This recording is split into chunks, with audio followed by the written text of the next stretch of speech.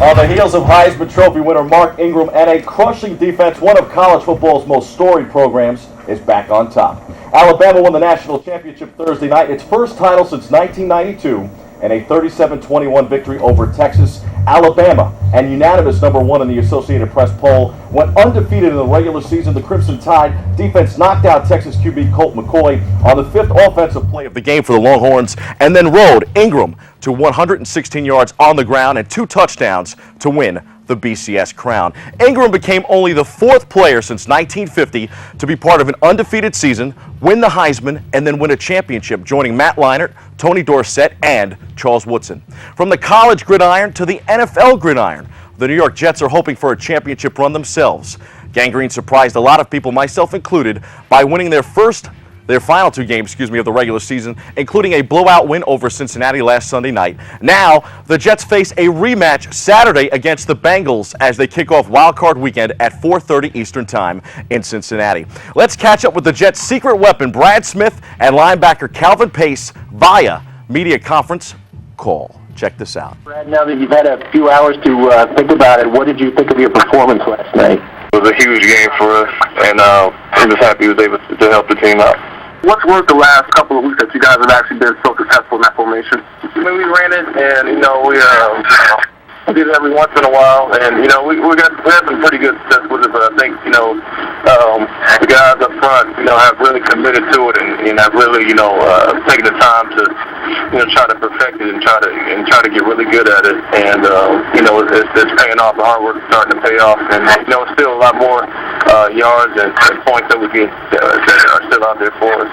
It's always been about the team. It's always been about finding a way to, contribute. And Can you just talk about maybe what you thought about as you hit the pillow last night about being in the playoffs and this journey that it's been to get there for the first time? Come out of the tunnel, I was like, I looked up and I was like, man, this is what you play for. The fans was out and the towels waving, and it was the best game I ever played in. I'm just proud. I'm proud of everybody. Proud of team, obviously, coaches, organization. Like, everybody kind of, when things were bad, everybody stuck together. We came out strong. We didn't leave any doubt. A lot of times we could just kind of folded our tent and said, oh, it's over. But guys kept fighting, bigger picture, and trying to get this organization a Super Bowl. And now it's a new season. We got to, take it up another notch. Even with a rookie quarterback and a rookie head coach, the Jets, behind their number 1 rated defense and top ground game, look like contenders. I'll take the upset in Cincinnati. I was looking good as far as picks were concerned on my part until the New York Giants decided to cut their season a bit short this year. I can't imagine how they found a way to get crushed as bad as they did in the final 2 weeks, closing the regular season with a brutal loss to the Vikings in Minnesota last Sunday. While the Jets finished 9-7, the Giants ended their season at 8-8 after a 5-0 start. Defensive coordinator Bill Sheridan was fired this week, and a series of changes are expected both in coaching and player personnel. Make sure to tune in next Friday morning as we'll catch up with 2 of the New York Giants' promising wide receivers of the future. The future for the New York Knicks is coming a lot sooner than we all expected. The orange and blue have been pretty solid of late, improving to 15-20 with Thursday night's win over Charlotte. The Knicks used a series of late threes to get past the Bobcats 97-93 at the Garden, and they have won 3 straight. Wilson Chandler led the way with a season-high 27. New York will now hit the road for 3 straight. The number today is 3, starting Saturday night in Houston. To the ice, the New York Rangers had won 2 straight but dropped a tough one in Atlanta. They couldn't make it 3 straight Thursday night. They lost 2-1 in a shootout. The Rangers will look to get back on track Saturday in Boston.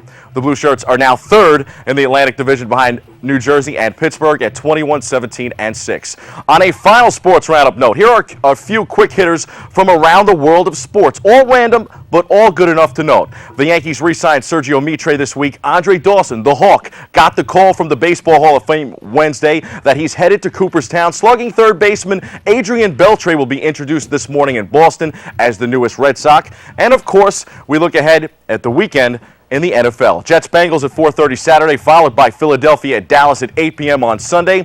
The Baltimore Ravens head to Foxborough to take on New England on Sunday, who will be without standout wide receiver Wes Welker. And later in the afternoon, a 4:40 kickoff, the Arizona Cardinals will host Green Bay on Sunday. That's your sports roundup. Let's hit a quick C-list and talk, of course, some more predictions, baby.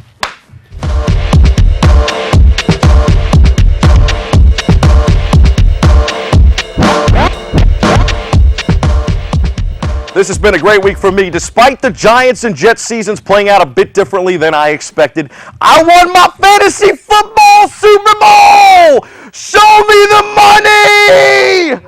So, this should be a better week for picks. We start with the Jets and Cincy. It's hard to believe, but if Gang Green had a veteran quarterback, they probably would have won the division with that defense and that rushing attack led by Thomas Jones. I'll take Revis Island and the Jets this week. I owe it to them. They've been burning me every week now the last couple of weeks. In the late game Saturday, I'm going with Donovan McNabb and the Philadelphia Eagles. Dallas had their number this year, winning 2 over Philly, but the last time the Cowboys had beaten a team twice and played them in the playoffs, the Giants proved it's hard to beat a team 3 times and went on to the Super Bowl. As for Sunday, even without Wes Welker, who tore up his knee last week, I've got to go with the Pats in Foxborough against the Baltimore Ravens. Tom Brady is AP Comeback Player of the Year for a reason. This will be a comeback run for New England. And even though I love Green Bay, I have to take Arizona after last year's run to the Super Bowl in the first round. Take the Cards at home.